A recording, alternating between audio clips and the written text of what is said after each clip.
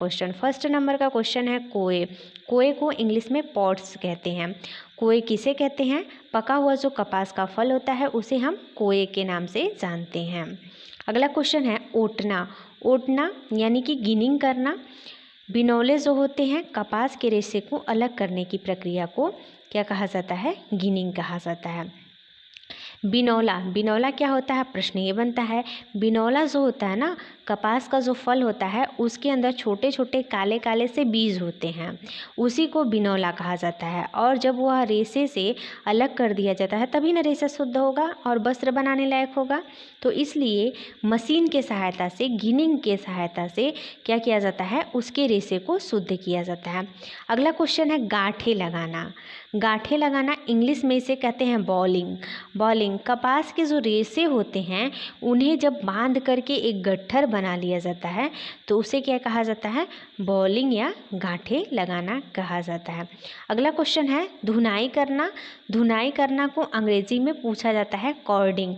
Cording पूछा जाता है, कॉर्डिंग है, ऑप्शन में रहेगा रेशे को धूल मिट्टी से बचाना या कपास के रेशे को बचाना। ऐसे मतलब 4 ऑप्शन आपके बने रहते हैं। तो जो धुनाई करना होता है यानी कि जो कॉर्डिंग होता है वह सिर्फ उसका यही सिर्फ काम है कि रेशे के धूल मिट्टी, बीज और जो अशुद्धियाँ होती हैं उसी को हटाने की प्रक्रिया को हम धुनाई की प्रक्रिया कहते हैं। अगला है कंघी करना। कंघी करना को इंग्लिश में पूछता है कॉम्बिंग। कॉम्बिंग किसे कहते हैं?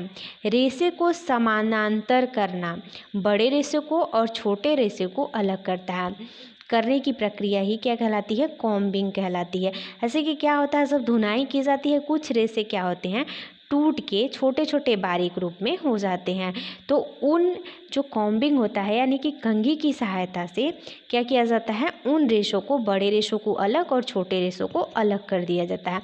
यह इसलिए किया जाता है कि जो बड़े रेशे हैं, अच्छे रेशे हैं, उनसे अलग वस्त्र बनेगा और जो छोटे रेशे रहेंगे उनसे अलग वस्त्र बनेगा। अगला है मिश्रित करना। मिश्रित करना को ब्लेडिंग के नाम से जानते हैं। जो विभिन्न प्रकार के रेशे होते हैं उनको मिलाने की प्रक्रिया को क्या कहा जाता है? ब्लेडिंग करना। अगला क्वेश्चन है पोनी बनाना। पोनी बनाना यानी कि सिल्वरिंग करना।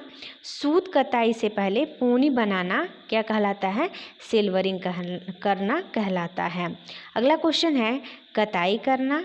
कताई करना को क्या कहा जाता है? स्पिनिंग करना। स्पिनिंग करना यानी कि धागे का निर्माण करना, धागे की कताई करना ही क्या कहलाता है? स्पिनिंग कहलाता है। पूछता है प्रश्न, स्पिनिंग कहते हैं किसे कहते हैं? धागे के निर्माण की प्रक्रिया को स्पिनिंग कहते हैं। अगला है परिसज्जा। परिसज्जा यानी कि फिनिशिंग। किसी भी वस्त्र पर अंतिम रूप देने की प्रक्रिया को क्या किया जाता है? फिनिशिंग कहा जाता है, यानी कि फिनिश्ड करना, उसको साफ करना। अगला है श्रिंकिंग।